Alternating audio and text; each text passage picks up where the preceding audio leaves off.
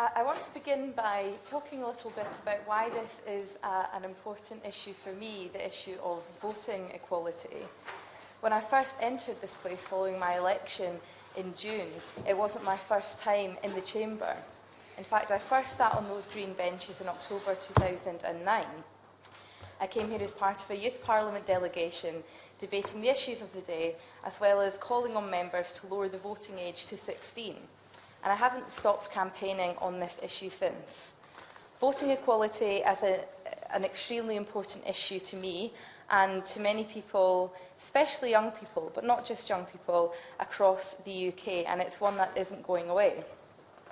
So today I'm here to give a voice to each and every 16 and 17-year-old in my constituency of Midlothian, as well as those across the UK, until they can have their voice heard here in this place through the ballot box. I spent a lot of time talking and engaging with young people in my constituency, young people who run a local youth radio network, who volunteer in a range of fantastic local charities, who help collect food for their local food bank, who create fantastic items and sell them as part of a local art group in Dalkeith, who champion Scotland, Midlothian and the UK through their sporting achievements, and who also represent my young constituents in the Scottish Youth Parliament. There are some remarkable young people in Midlothian and across the UK. They have informed and ambitious ideas about how their community and society as a whole should work. They meet with me and tell me their thoughts on policy and they tell me how I'm doing as an MP. They give me their honest opinion on that. Yet they couldn't vote for me at the election, and that's something that deeply frustrates them. The feeling that I had back then when I sat here or in the chamber, I felt like I was a token young person being asked to come and give my thoughts and opinion, but not actually being allowed to vote. I felt that feeling echoed a few weeks ago when a fantastic young woman from the Youth Parliament, Geordie, was here speaking on the centenary of some women gaining the vote at an event with Theresa May. She said, "But it's important to remember that the Representation of the People Act, given royal assent 100 years ago today, only allowed some women over 30 and all men over 21 to vote. Despite the journey of strife taken by passionate, principled and determined women, it was only the first step in an even longer journey to equality. It took another 10 years for women to win the same voting rights as men, and still today we face inequality at every turn. The journey is not yet complete, the vision not yet realised." Well, I couldn't agree with Geordie more. She spoke very eloquently, and this is a journey about voting equality. We've come a long way, and we absolutely have to celebrate where we've come. We have to celebrate our achievements on women gaining equal rights to vote, of course, but we must now not rest. And we've come over a great hurdle, but there are still more hurdles to come. Why must the voting age be lowered to 16 to ensure voting equality? Well, that's the age when you can pay taxes. So I firmly believe in no taxation without representation. But I do find it patronising that members from the Youth Parliament, myself included back then, are welcomed here for key events, but then the same intelligent, vibrant young people are not trusted enough to vote. The Minister for the Cabinet Office said at the dispatch box during Prime Minister's questions a few weeks ago that youth organisations such as the Youth Parliament and the British Youth Council are great training grounds for young people. I found that quite an odd term, and I found it slightly patronising, I must say. He does make a good point, though. Yes, there are great institutions, but they're not simply there to train up young people or tell young people how they must believe or how they must vote. They empower young people, empower them to decide what policies matter to them, and then lead on their own campaigns and run their own campaigns, further testament to the political awareness and ability of our young people. Absolutely, yes. Ruba Huck. I thank my honourable friend for making a wonderful speech, which I fully support. This week in my borough of Camden, 16 young people between the ages of 13 and 19 have launched their campaigns to become Camden's next youth MP, and the previous one worked with the NHS and the police to make the borough a safer place to live and reflected their views to the MP and to councillors. The irony is that the next youth MP may not be able to cast his or her vote at the local elections coming up. So, my honourable friend, does she agree that we should be following Scotland's success in not denying our young people their civic rights? I absolutely agree, and I thank my honourable friend for that point. I'll come on to the differences in voting ages across the UK just in a moment. So let's look at what's already happened in this place on the topic of votes at 16. I'm very glad and grateful to have secured this debate today. I also spoke during the debate on the Representation of the People Bill, secured by my honourable friend, the member for Oldham, West and Royton. There were many passionate contributions during this debate. I made quite a short contribution. However, the debate didn't quite make it to the lobbies. It was talked out, you might say, by the Conservatives to avoid a vote in Parliament for fear of losing. And I do use that word fear deliberately, because some say that the government don't want young people to vote because they're scared of them, scared that they won't agree with their policies. But this move during that debate showed me that the government actually seems scared of their own MPs, some of whom I'm sure would absolutely vote to support votes at 16. I absolutely will. Grateful for partaking my intervention to make a very good case for why young people should be able to vote. Indeed, my own party, the Scottish Conservative Unionist Party, opposed the extension of the voting age ahead of the 2014 referendum in Scotland. But having seen how young people in Scotland got so enthusiastically involved in our referendum and the debate about our country and Scotland's future within the United Kingdom, on reflection we decided to change our position and now support the extension of the voting age to include 16 and 17-year-olds. So I therefore look forward, on certainly a personal capacity, to work with her and others to persuade other people, other members of this place, that extending the voting age is something that we should be trying to achieve. Daniel Rowley. Thank him for that contribution, and absolutely agree that this is an issue that I think all parties can get behind and work together on, and I would very much welcome that from members from all parties across the House. And it brings me on perfectly to my next point. Former Chancellor George Osborne has even said that not only is extending the vote the right thing to do, but also the cause is unstoppable. And I know that the Scottish Conservatives are supporters, with the leader Ruth Davidson saying she's a fully paid up member of the Votes at 16 club.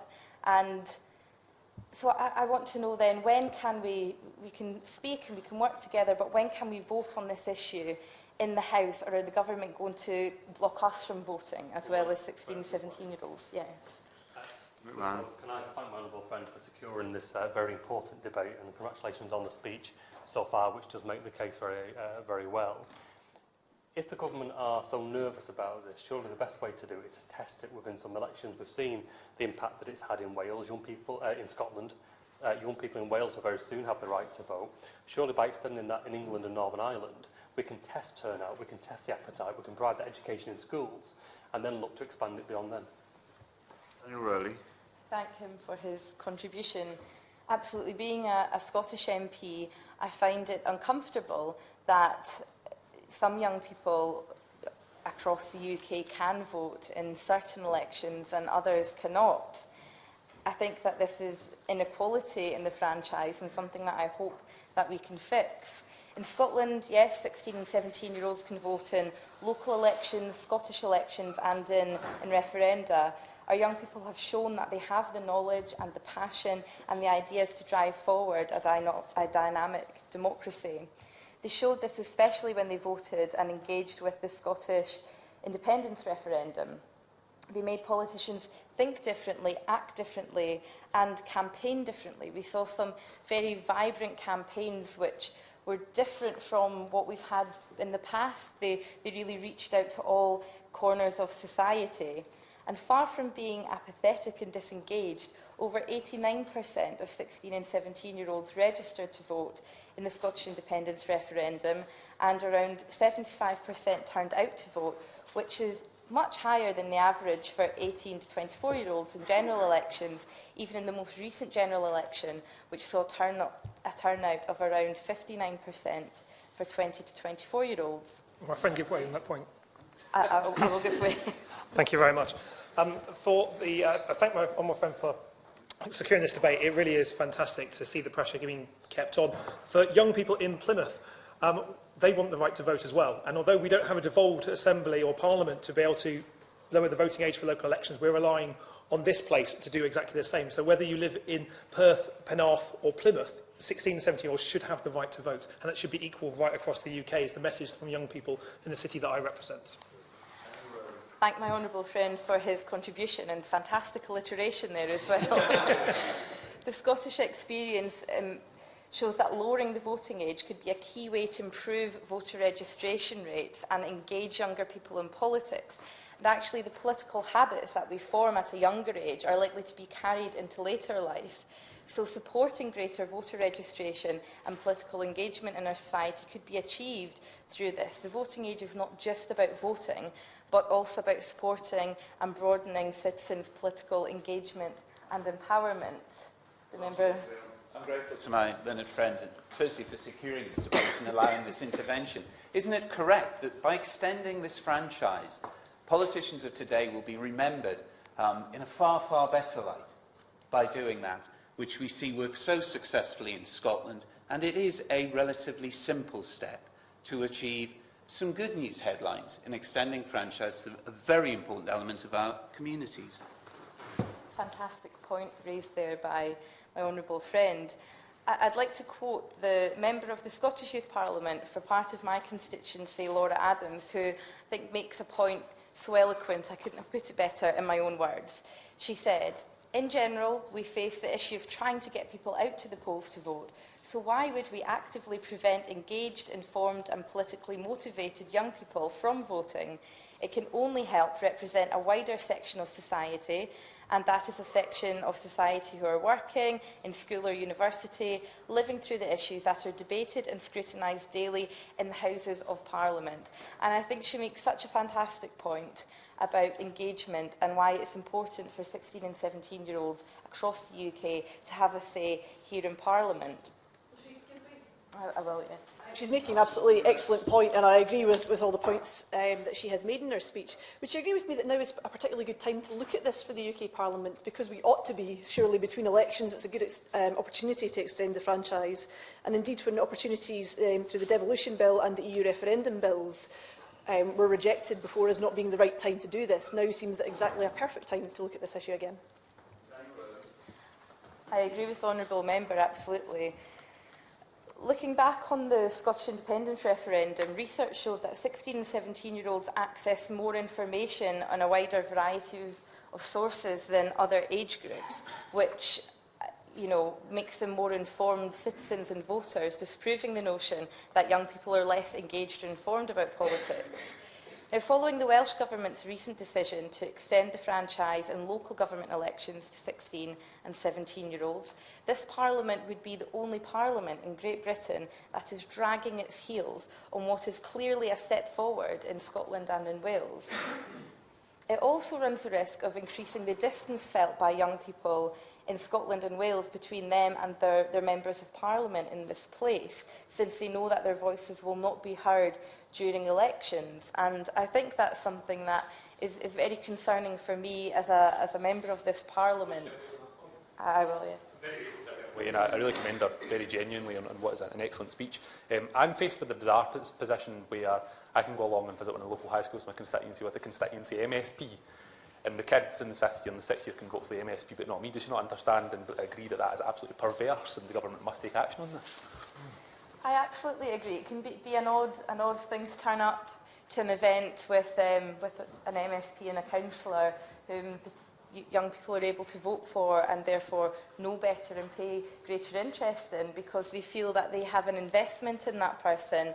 I recently visited a high school in my constituency, Lasswade High School, and I asked by a show of hands, who of the pupils supported votes at 16, and it was almost unanimous. It was a yes. I asked what reasons pupils had for supporting it, and they told me very passionately that the future is theirs, and they said, we know that sounds cheesy, but the future is ours, and we're going to grow into a world that we cannot shape, and I think that's such an important part of this issue. The current government, if it does last another year, will be making decisions over the next year that will affect those pupils' lives. It will affect their job prospects, their safety net if something should go wrong, how their money's spent, how their society works. But those young people in Lasswade High School will not be able to elect the government that makes such crucial decisions on their lives. In Parliament, we have debated the budget, Brexit, housing, education, jobs. We voted on issues which directly affect every taxpayer in this country, and we'll decide how much is taken from people's wages and how that's spent. But sadly, if you're 16 or 17-year-old, even if you are married, have children, working full-time, or indeed you're signing up to serve our armed forces, you don't have a say on how the government spends your tax. On that point? Yes. I thank my honourable friend for giving way. Would she agree with the members of the Slough Youth Parliament, and also during my recent visit to the Upton Court Grammar School in Slough, when virtually all of the students were in favour of votes at 16? Does she not believe that votes at 16 should be introduced within England as well? I absolutely agree, and my honourable friend's constituents sound very engaged indeed, and as I've said, it makes me uneasy that there's such inequality with voting ages across the UK. Those who often oppose extending the franchise cite that the legal age of 18 is there for smoking and drinking alcohol, but I just find this is a very odd and unfair comparison. The legal age restrictions in these circumstances are based on the related health risks, which is borne out of fact and evidence. These arguments do not hold to the act of voting, which is clearly not bad for your health. In fact, I would argue it's very good for your health indeed. This argument also confuses public and private rights, with the right to vote being a public right, whilst drinking alcohol, for example, being a private right. So it is not incompatible for 16-year-olds to hold one right but not the other. Some of the things you can do at the age of 16: give full consent to medical treatment, leave school and enter worker training, pay income tax and national insurance, obtain tax credits and welfare benefits, consent to a sexual relationship, get married or enter a civil partnership, become a director of a company, or join the armed forces. Now, that list is a list of things which I'm sure everyone would agree, these things are affected by how we vote in Parliament. So it is not right that young people can do these things and their lives can be so affected by someone who they cannot actually vote for. There are also benefits to having young people voting. Benefits that younger people have over perhaps older generations. They have access to more education and information digitally. Through citizen education, they are often very aware of current issues. 85% of secondary schools have pupil councils, and across the UK there are well over 20,000 young people active in local youth councils and youth parliaments, which work in close collaboration with local councils, and often they have, a really acute idea of what their local services are doing and how it's affected by government policy. So what are the government scared of then?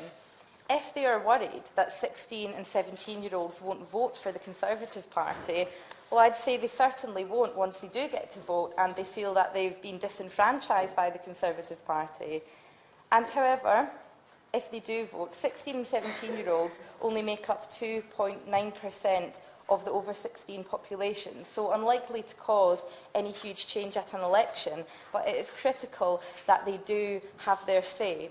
I'd like to end on some questions for the Minister. I would like to know, has she met with her local youth parliament reps and spoken about votes at 16 and what are their opinions? What are the reasons for the government refusing to extend the franchise to 16 and 17-year-olds? But essentially, are these reasons, are they exclusive to that age group? And do they incur any health risks? Does she consider that we currently have an equal and fair system of voting across the UK? And does she think that there are any issues with young people in different different regions being able to vote, whereas some aren't? And will she agree to allowing us a debate and a vote in the Commons on this issue?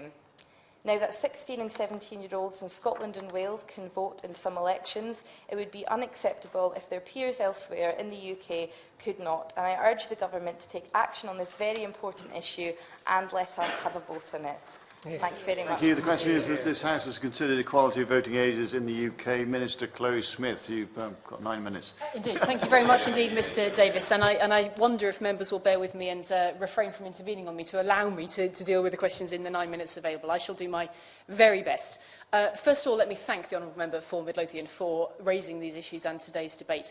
I believe we have a few things in common, namely having been elected here in our late 20s and indeed in my case also, like her, having started out in politics by means of Youth Fora, in my case in rural Norfolk. So I'm delighted to be speaking with her in this debate. And her experience and passion, I think, are inspiring, and the way in which she's brought her constituents' voices here today is very, very important. The franchise is indeed a very important issue. It does benefit from this kind of close consideration that we are giving it here today. I will, in my time available, try to go through the reasons for which the Government does not agree that the age of majority ought to be lowered. And I will up front answer on the point around is it okay to have different ages within the UK? In other words, she asked, do I think it's okay to have inequality in the voting franchises? Let's deal with that point, I think, at the very, very outset, because we ought to be clear that what is happening here is a consequence of the devolution settlements. And I am not in any way going to speak against the devolution settlements. They are rightly allowing the devolved administrations to take decisions in their competencies. That is why we have an inequality, if you like, in the voting ages. That is how that has come about. So I'm not really going to enter into what a devolution settlement ought to contain, but it's simply to say that that is what it is, and that is why the inequality exists. From there, I'll move on to the reasons for why the UK government thinks that the age ought to remain at 18.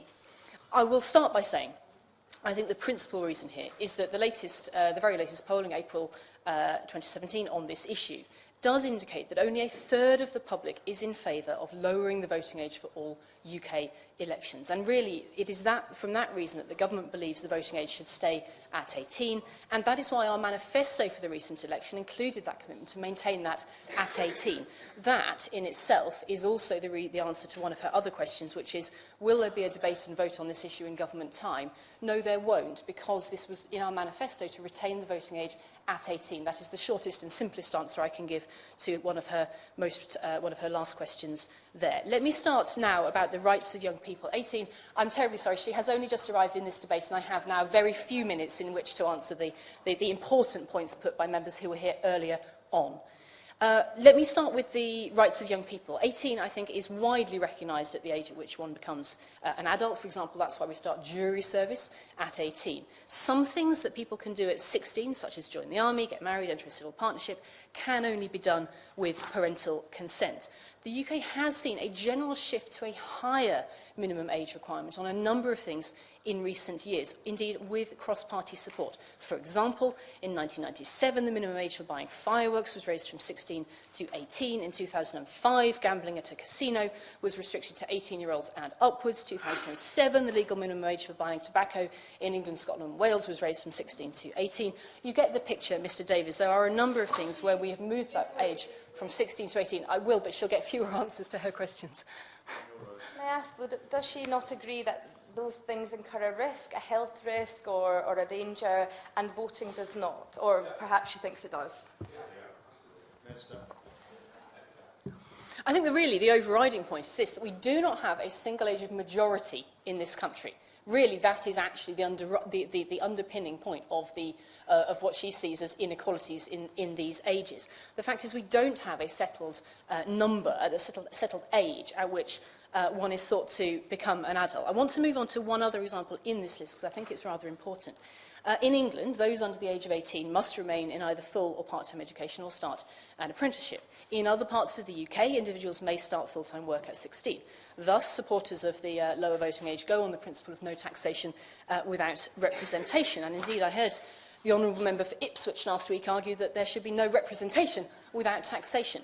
I don't actually think either expression is particularly accurate as to how our country works. Many people pay various amounts of income tax, including none if they earn below the threshold, at various points throughout life. Now, let's go on into research into the voting age. The Electoral Commission undertook the most comprehensive review to date on this. In 2004, they took a very large consultation exercise and showed mixed results. There was support for lowering the voting age, but there was strong support for keeping it at a current minimum of 18 from the general opinion polling conducted alongside it. And crucially, young people themselves were divided on whether they felt they were ready to be given voting rights at 16. The Electoral Commission therefore concluded that the minimum age should not be changed. Now, in 2008, the last Labour government established the Youth Citizenship Commission, similarly got mixed results. In 2013, a YouGov poll found mixed results. In April 2017, a YouGov poll found mixed results, and only 30% were in favour of lowering the age to 16, and nearly half were against. Let me go on to the international comparisons. It is important to recognise that there's some variation around the world, but most democracies consider 18 to be the right age to enfranchise young people. The government believes that 18 is the right age. Now, I myself have long made the argument, and indeed I make this throughout meeting MYPs also. She has asked me that question, and I'm delighted to say that I maintain very good relationships with young people in my constituency. I've long made the argument that engaging young people is a far wider question than simply the technical one of which age somebody can vote. So what we need to do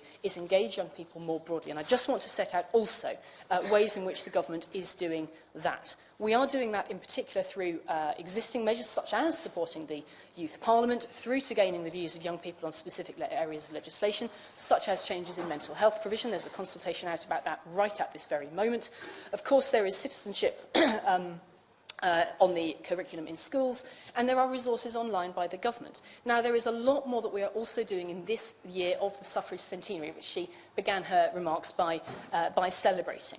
There are ways in which we're going to be reaching out to younger voters this year. We've got a full set of projects around education. There will be a package of resources coming out, including resources in secondary schools, including a Democracy Ambassador scheme, and a pack for parliamentarians to use to engage young people in their constituencies. I really hope that all honourable members here today will work with me across parties on that really important work. In conclusion, Mr Davis, I do again want to thank the honourable member for Midlothian for her bringing this good debate before us today. It is important. She has spoken really well in doing so. What I just want to say, to bring my arguments together, is that I don't think the public is convinced by the Honourable Lady's arguments. It is for that reason, and I've cited the evidence, that the government continues to believe that the voting age should remain at 18 and not be lowered.